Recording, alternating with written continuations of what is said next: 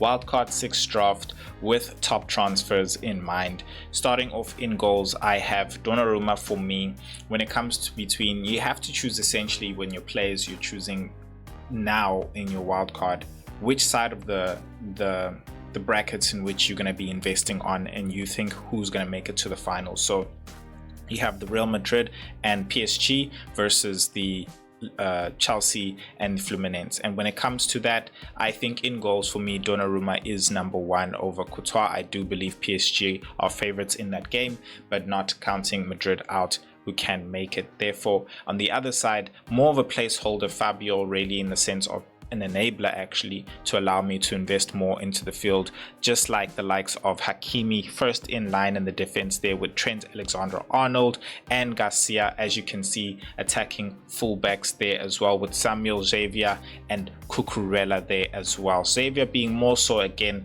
as an enabler to allow me to find an even heavier midfield, starting off with Kvaratskhelia there, with Doué, Dembele, Pedro Neto and Jude Bellingham there as well in the midfield, and then finally rounding it off with the strike force of Gonzalo Casilla along with Mbappe, who I do believe they might actually play alongside together, and we might actually see Vinicius Junior, who was subbed off for Kylian Mbappe, who came in and did score as well.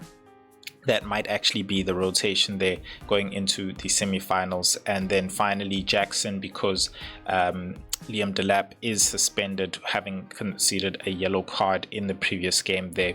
João Pedro is another option at 6.5. He is cheaper. He did come in and play a few minutes, but I think that could be up to your discretion. I just feel like with Jackson having had the history of knowing how Chelsea plays and Mariska loving him, I think you'll see Jackson with a lot more minutes than João Pedro would have going forward in there. These are my top transfer picks.